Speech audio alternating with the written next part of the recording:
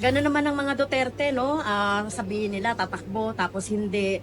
Pero mukhang nagpalakas ng loob sa kanya, no? Ngayon niya sinasabi yan, ano, yung mukhang itong mga kilos ng Iglesia ni Cristo. Pero well, sana hindi siya manalo. Ang aga mo naman manalangin, Franz Castro, na nanalangin ka na kagad na di manalo si Vice President sa pagkapangulo sa 2028. Bakit? Natatakot ka na ba? Bakit? Anong kinakatakutan nyo pag siya ang nanalo at siya ang naupo? Naku po, naku po, naku po. Kaya nananalangin na kayo ngayon na hindi siya manalo. Yan pa lang, maaga pa lang yan, Franz Castro. Sige, eto nga pala yung sinabi ni Vice President na may kinukonsidera niya na tumakbong pangulo sa 2028. Ito ay ginanap ito sa tinanong ng mga OFW sa Japan. Panoorin mo natin. First, if this coming 2028, may posibilidad po bang tumakbo kayo? Ma'am, please! Please! Please! Yes, para mapaghandaan namin lahat. Sabi ni Vice President, yay! Yes, ma'am, kinukusindira nga niya. Woo! Tatakbo nga siya. Ito nga yung kinakatakutan ni Castro. Nako. We are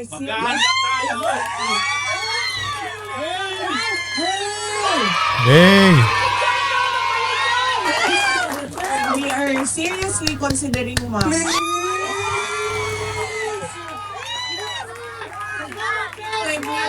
Tuloy-tuloy yung Yes!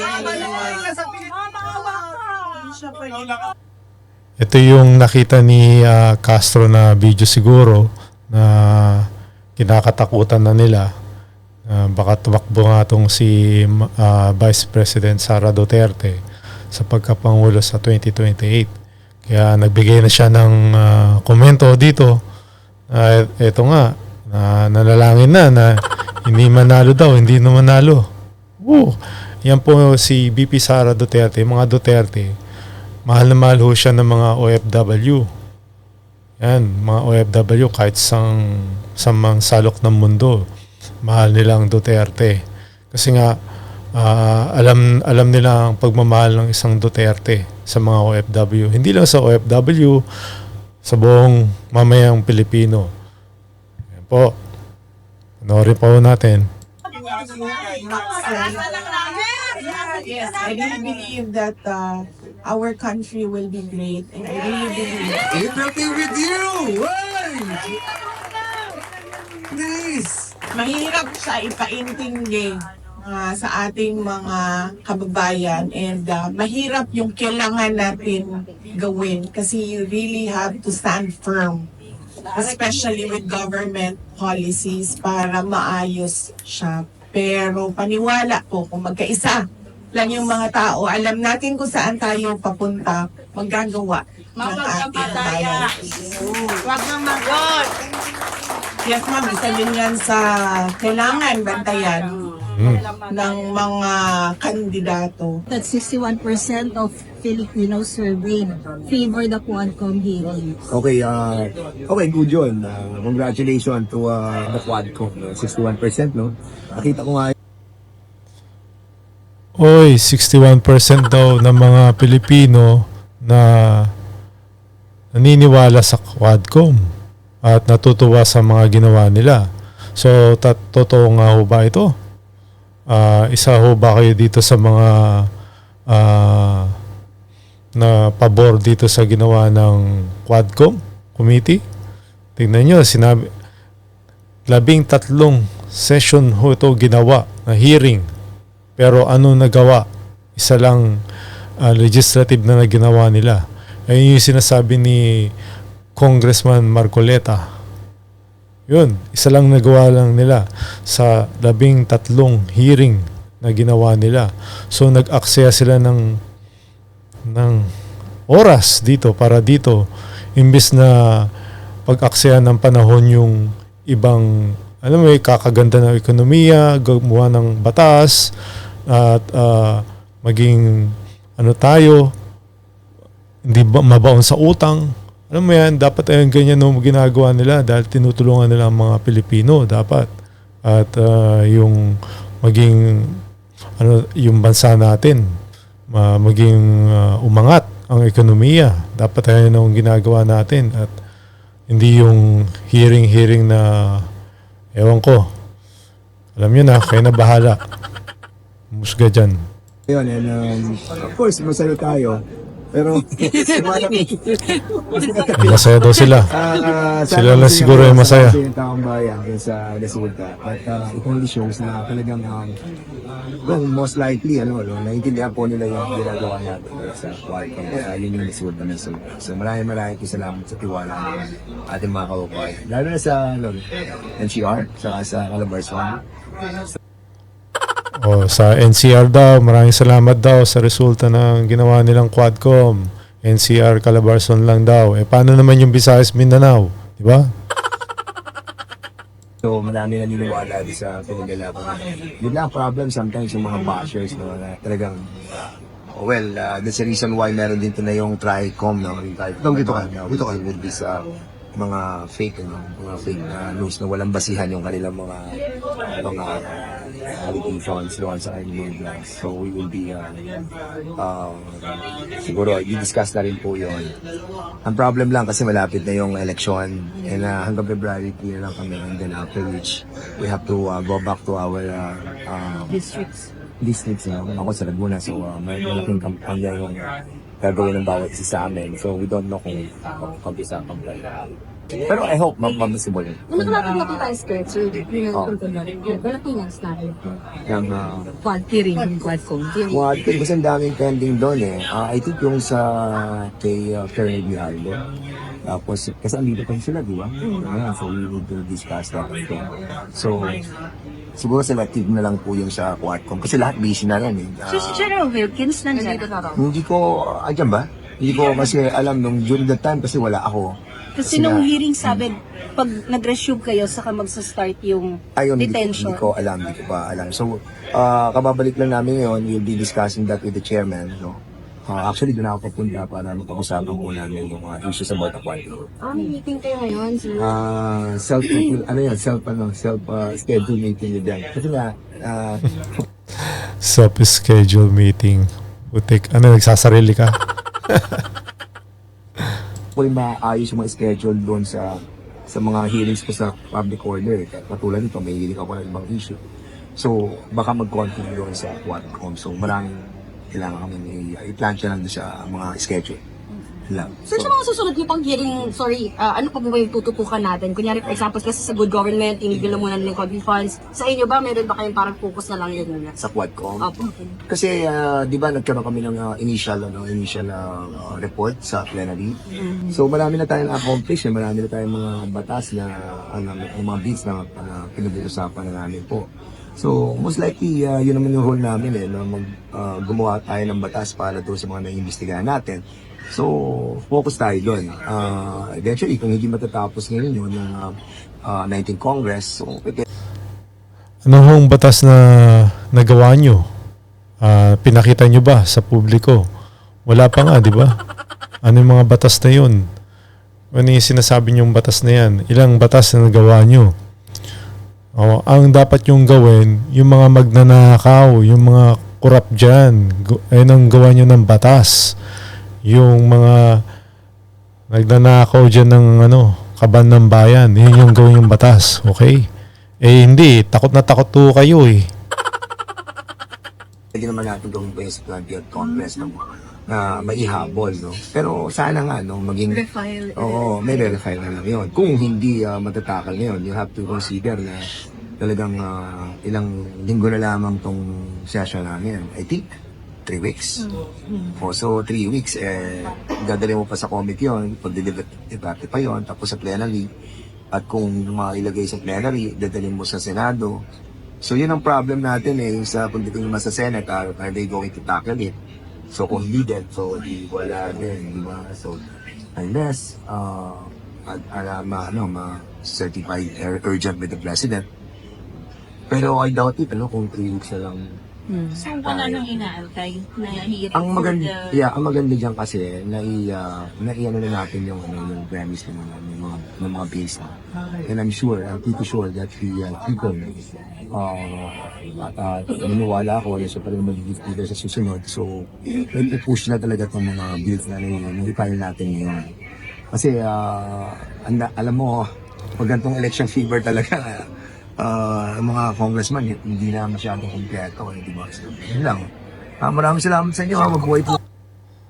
O, tandaan ho natin yung mga yung mga membro ng Quadcom. O, iboboto nyo pa ba yan? Kaya na ho bahala sa kanila. Tandaan nyo, yung AKAP, inaprobahan pa ni BBM. Doon sila kukuha ng pondo. For sure yan, for sure. May mga pondo yung mga yan. So, tandaan nyo sila, tandaan nyo. What do you want? INC lang, Peace Sa Rally. Peace Rally. Nakikisa naman po tayo sa Peace Rally ng INC. And lahat naman po yan ay karapatan ng ating pong mga mamamayan na magkaroon po ng maayos na paghahayag ng kanilang damdamin. So, mabuhay po ang INC. Sino meron kayo sa fourth impeachment? Sa? Fourth impeachment? Wala po ako lang sa impeachment. But binabasa po natin ng kanilang Hindi pa naman nadadala kay Speaker. So, tingnan po natin. Uy, maraming salamat. Uli na ako sa Maraming salamat. Thank you. Isang mapagpalang araw sa aking mga mahal na kababayan. Taus-puso akong bumabati sa lahat ng lumahok sa malawakang Peace Rally ngayong araw. Ito ay isang makapangyarihang pagpapakita ng pagkakaisa at pananampalataya na ang tanging hangad lamang ay kapayapaan tungo sa kaunlaran ng ating bansa. Nagpapasalamat ako sa ating mga kapatid sa Iglesia ni Cristo sa inyong patuloy na pagsisikap na maghatid ng pagkakaunawaan at pagkakaisa sa ating mga kababayan. Sa gitna ng tumataas na presyo ng bilihin, kahirapan, at iba pang suliranin, ang isang mapayapa at nagkakaisang Pilipinas ay hindi kailanman matitinag at paulit-ulit na aahon sa gitna ng hamon ng panahon. Muli, sa aking mga kababayan, maraming salamat sa inyong malasakit sa bayan. Mabuhay ang sambayanang Pilipino. Yan po ang gusto ko kay BP Sara dahil talaga hong iniisip niyang taong bayan na tulungan talaga. Yan ho. Kaya bawat sulok ng lugar pinupuntahan niya. Yan at binibisita niya lahat ng lugar sa buong Pilipinas. Yung isa ho dyan, hindi ho nagawa. Anong ginawa niya? Di ba? Yung isa lang ho dyan, nagtutulog-tulugan yata. Kaya ganito ang bansa natin ngayon. Hindi alam ang gagawin. Yun. Yan ang gusto ko kay BP Sara. Kaya lagi ko siyang hinahangaan lahat ng pati si Pangulong at tatay niya Duterte. Yung epekto ng rally na to maaring magbunga ng mas matatag na suporta para sa pangalawang Pangulo o maaari rin magdulot ng mas mataas na tensyon lalong-lalo na para sa opposition. Yes, sir. At kumusta po ang assessment po ninyo sa nangyaring National Peace Rally ng Iglesia ni Cristo kahapon? Well, basically, itong National Rally for Peace na isakatuparan naman nila ng mapayapa at siguro ang mas maganda tignan natin dito kung ano ba talaga yung direksyon at ano ba yung dahilan ng pagkakaroon nito. So para sa akin, pinakita nito yung lakas at impluwensya ng Iglesia ni Cristo sa politika ng Pilipinas. So bagamat yung layunin nito, yung ipakita nga yung suporta kay VP Sara Duterte, may mas malalim na mensahe na gustong iparating dito ang INC. At ito yung katotohanan na sila ay nananatiling isang mahalagang aktor sa politika ng ating bansa. So yung epekto ng rally na to maaring magbunga ng mas matatag na suporta para sa pangalawang Pangulo o maaari rin magdulot ng mas mataas na tensyon lalong-lalo na para sa opposition. So but in totality, I would say that ito ay isang paalala, no, sa konteksto ng politika na ang mga non-state actors tulad ng INC may mahalagang papel sa paghubog ng direksyon ng ating bansa. Prof, anong magiging implikasyon yan doon sa mga mambabatas na pipirma naman o hindi doon sa impeachment complaint dyan sa Kamara? Well, yung kanila kasing pagpapakita ng suporta, no, lalong-lalo na kay VP Sara Duterte, ay maaaring magsilbing pressure mechanism para sa ating mga mambabatas at sa publiko na rin. No? Gusto nila ritong bigyang diin yung kanilang paninindigan na unang-una kailangan magkaisa yung bansa, no, kaysa magpatuloy itong mga alitan natin na politikal, no. So alam naman natin na ang INC matagal nang kilala yan sa kanilang block voting, no, na may malaking epekto talaga sa ating halalan. So itong ginawa nila kahapon, I think is really a manifestation. It's a show of force, no. It's a show of force that yung kanilang kakayahang magmobilisa ng kanilang mga miyembro, lalo na sa mga issue na may pambansang interes, nakita natin yun kahapon. So, para sa akin, hindi lamang ito isang kilos protesta, kundi pagpapahayag ng kanilang kapangyarihan bilang isang institusyon na maaaring maka-impluwensya doon sa desisyon ng pamahalaan, particularly dito sa impeachment proceedings laban kay VP Sara Duterte. Kasi sa aking pananaw, ito ay parang parang tip of the iceberg lang ika nga, na maaring magkasa ng mga susunod pa na mga ganitong pagkilos kung sakaling mananatiling bingi ang ating pamahalaan doon sa kanilang mga panawagan. So I think ito yung maaring magsilbing malaking epekto nito, lalong-lalo na dito sa ating mga mambabatas. So, yan po mga kababayan, ang balita natin ngayon. So, ano po masasabi nyo dito? Mag-comment lang po kayo at like, share. Huwag nyo pong kalimutan mag-subscribe. Click nyo po yung notification bell para lagi po kayong updated. Maraming salamat po.